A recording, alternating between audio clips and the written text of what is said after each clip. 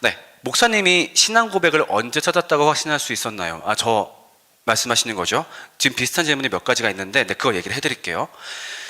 그러니까 내가 언제 내가 언제 하나님을 믿게 되었나라고 살펴봤을 때, 일단 제 문제는 뭐였냐면요. 첫 번째로 저는 복음에 대한 지식이 없었어요. 근데 이게 잘 들으셔야 되는 게, 저 교회 봉사 진짜 많이 했어요. 그럼 제가 성경 지식이 없진 않을 거예요. 그리고 저는 도에서 주최하는 성경 퀴즈 대회 나가서 상도 많이 받아봤어요. 근데 성경에 대한 지식이랑 복음에 대한 지식은 겹치는 부분도 있는데 다른 부분도 있어요. 그러니까 예를 들면은 내가 이스라엘 왕들을 다 외워. 시작. 사울, 다윗, 솔로몬 누구 막 외워요. 근데 그거를 외운다고 해서 내가 죄인이라는 이야기를 받아들이는 건 아니겠죠. 그렇죠?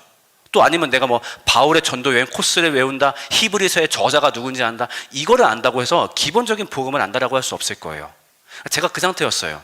그랬다가 제가 신학대학원 들어가서 처음으로 복음을 듣게 된 거예요. 체계적으로. 이 얘기였구나. 그래서 저한테는 그 계기가 뭐였냐면은 복음에 대한 지식이 먼저 공급이 되었어요. 그러니까 내가 그전까지 알고 있던 복음은 예수님이 십자가에서 우리 위해 죽으셨어. 요한복음 3장 16절. 그게 끝이었는데, 앞뒤에 이야기가 더 있었구나. 이래서 성경이 66권이었구나. 결국 이 성경 한 권이 이 사건을 설명하기 위한 부가 설명이었구나. 그거를 알고 나니까 바로 느껴진 건 아니었고, 그것을 알고 난 후에 어느 날 성령의 도우심으로 그것이 깨달아진 사건이 발생했어요.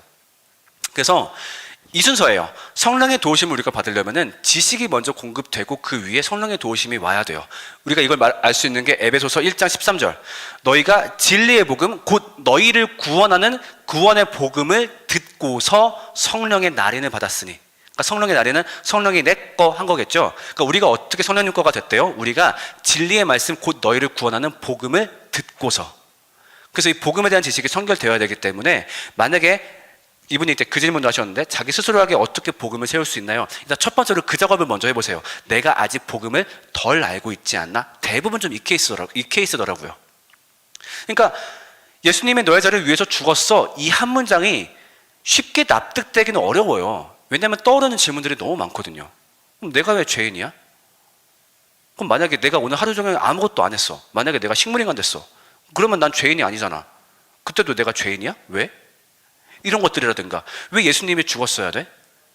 예수님이 굳이 죽었어야 될 이유는 뭐지? 예수님이 신인 이유는 뭐지? 이런 것들이 떠오를 수밖에 없거든요. 그런 거에 대해서 세워가는 작업. 근데 놀라운 건 이미 성경에 다 나와 있는 이야기들이다 보니까 그거를 심도 있게 질문하고 세워가는 과정을 반복하다 보면 스스로한테 그게 새겨질 수 있다고 생각을 합니다. 그래서 다른 분들이 구원의 확신을 모를 때는 어떻게 해야 하나요? 네, 이걸 먼저 점검해 보세요. 네, 내가 복음을 올바로 알고 있는지, 그걸 한번 훑고 나면은 그 다음에 조금 더 감이 잡히실 수 있을 것 같아요.